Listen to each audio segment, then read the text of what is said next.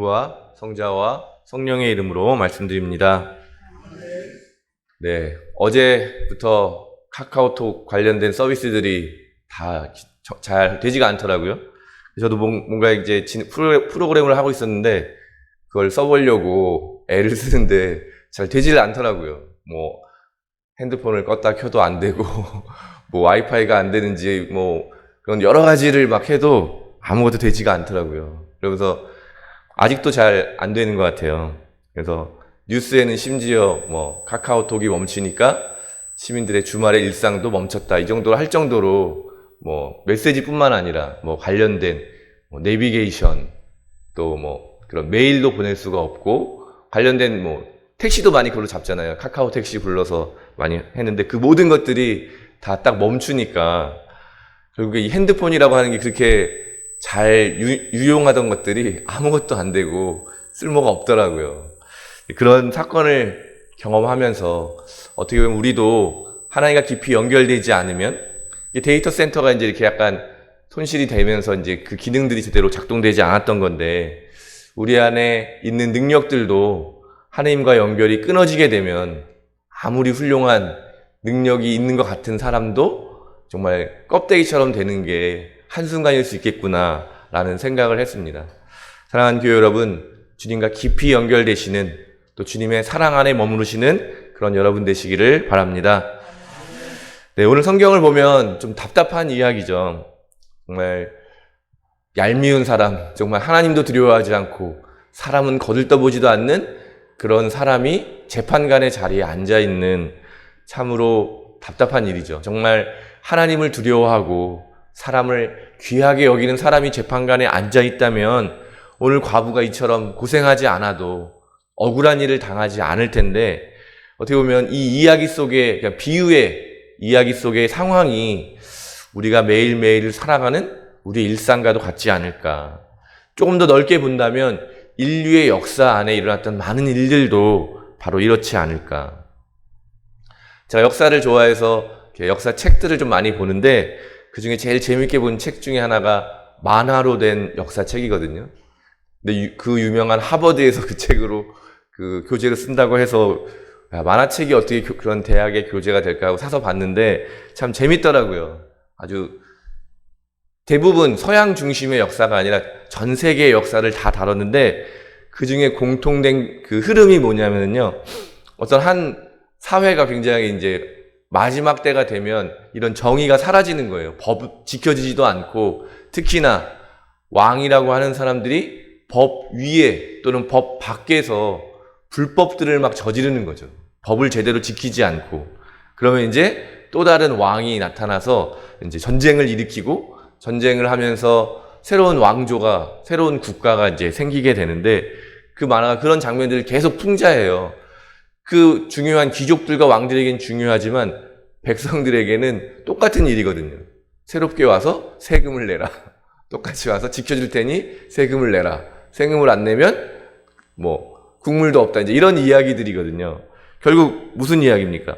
역사에 보면 법이라고 하는 것들, 공의, 정의라고 하는 것들이 분명히 있지만 끊임없이 불의한 재판관들이 이 세상을 다스리는 자리에서 정말 오늘 이야기에 나오는 것 같은 아무도 돌봐줄 수 없는 여인들을 거들떠보지 않고 가볍게 여기고, 정말 그것들을 잘 지켜야 될 자신들이 먼저 그 법 위에 군림하거나 법 밖에 있는 사람으로, 그 법으로 사람들은 엄청나게 괴롭히지만 자기 자신들은 그런 법에서 자유롭게 하는 사람. 뭐 요즘도 보면 그런 일이 너무 많잖아요. 법 밖에 사는 사람들. 그런데 오늘 말씀을 곰곰이 잘 따져보면 이 힘없는 과부가 그래도 의지할 수 있는 거는 법밖에 없다는 거예요. 아무리 이런 것을 다스리는 사람들이 불의하더라도 그녀의 권리는 남아있는 것이죠. 자기가 올바른 재판을 받을 권리. 법의 통치가 잘못되었을 때 잘못되었다고 말할 수 있는 그 권리. 그렇기 때문에 그녀는 끊임없이 재판관을 괴롭게 만들 수 있다는 것입니다. 그러니까 오늘날의 세상에서도 여전히 불의가 가득한 것 같지만 공의와 법은 살아있다는 것을 믿는 사람들이 기도하는 사람이라는 것이죠. 하나님이 보이지 않지만 하나님께서 지금도 살아계시고 지금도 일하고 계시다는 사실을 믿는 사람만이 기도할 수 있는 것이죠. 기도가 이루어지지 않는 것은 바로 그 중간에 있는 그 하나님의 공의를 방해하는 그 세력들이 더 강대해 보이고 영원할 것 같다는 그런 생각들 때문에 용기를 잃고 기도를 멈출 수 있는 그런 제자들에게 이 제자들의 상황은 어땠습니까? 가는 곳마다 환영을 받기도 하지만 지도자들에게 특히나 미움을 받잖아요. 박해를 받고 계속해서 문제를 제기하고 실제로 예수님 돌아가신 이후에 초대교회의 많은 사도들은 감옥에 갇히고 쫓겨나고 돌에 맞고 매를 맞고 또 심지어는 자기 목숨을 빼앗기는 일들이 비일비재했던 그 상황 속에서도 과연 기도할 수 있을까라고 하는 물음에 대한 답변이라고 할 수 있겠습니다. 끝날 것 같지 않은 불의의 세상 가운데서도 희망을 잃지 않고 포기하지 않고 기도할 수 있는 이유, 그것이 무엇이겠습니까? 바로 하나님께서 정의이시고 사랑이신 하나님께서 이 세상을 만드셨고 이 세상을 유지해 가고 계시고 그런 불의한 세상을 심판하고 계시다라고 하는 그 사실을 보고 믿기 때문에 기도할 수 있고 그 가운데서도 포기하지 않을 수 있다는 것을 오늘 성경 말씀이 이야기해 주고 있습니다.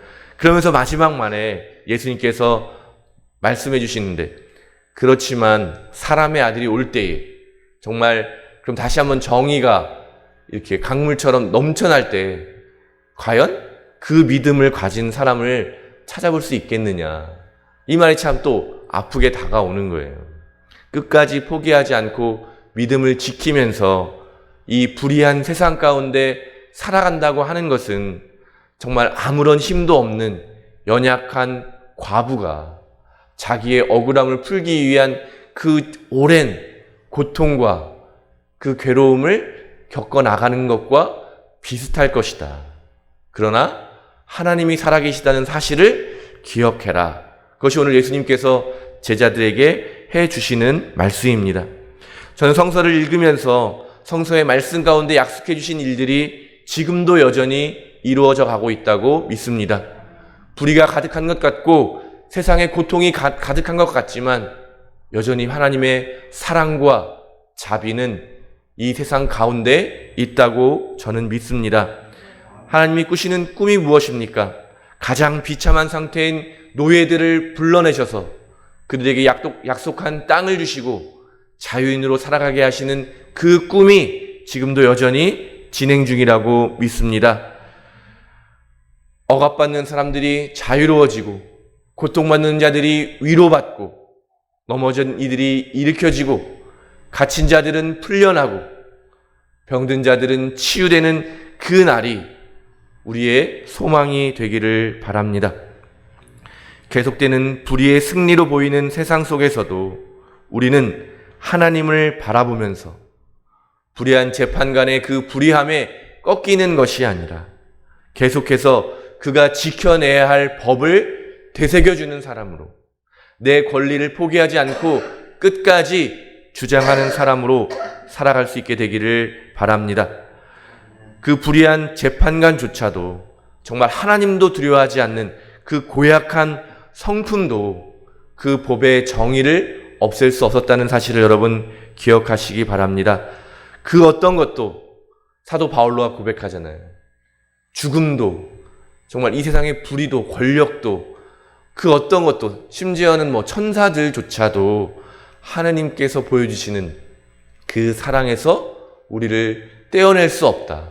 그게 사도 바울로가 보았던 하나님의 모습이었고 세상의 이면에 감추어져 있는 비밀이었고 그가 확신을 갖고 그렇게 살아갈 수 있었던 근거가 되었던 믿음.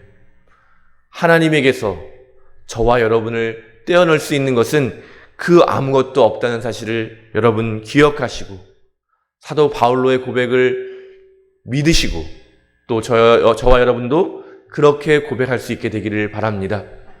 정말 하나님의 사랑에서 떼어낼 수 있는 것은 그 어떤 것도 없다.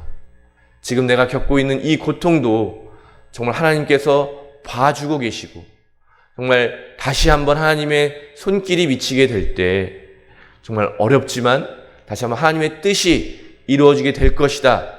그래서 내가 겪는 고통이 중요한 것이 아니라 그 너머에 있는 하나님을 바라볼 수 있는 그 믿음을 가시게 되시기를 간절히 바랍니다. 그래서 우리의 기도는 단순한 말이나 생각이나 그냥 근거 없는 자신감이 아니라 이런 말씀에 기반한 또 지금도 일하고 계신 하나님의 능력을 바라보고 꿈꾸고 또 실천하는 그런 모든 것들을 포함하는 것이겠습니다. 하나님의 자비를 깊이 깨닫고 그것을 존재의 근거로 삼아서 살아가는 일. 우리가 하나님의 마음을 품은 사람으로 억울한 이들을 위로하고 그들과 한편에 서서 그 불의에 맞서서 살아가는 일. 그것이 바로 우리의 기도이겠습니다. 예수님께서 친히 보여주셨던 것처럼 비폭력으로 정말 폭력으로 폭력에 맞서는 것이 아니라 비폭력으로 폭력에 맞서서 폭력을 해소했던 그 십자가를 바라보면서 그 십자가를 지고 이 불의한 세상 가운데 살아가는 일, 그것이 바로 우리의 기도입니다. 불의한 세상에 정의를 세우는 일이 우리의 기도입니다. 지금은 그 불의가 강력해서 마치 승리하는 것처럼 보이지만 하나님의 심판은 그런 불의가 패망하는 것으로, 멸망하는 것으로 드러나게 될 것입니다. 역사를 살펴보면 그 어떤 강력한 힘도 이러한 불의를 지탱하지 못했다는 사실을 잘 보게 됩니다.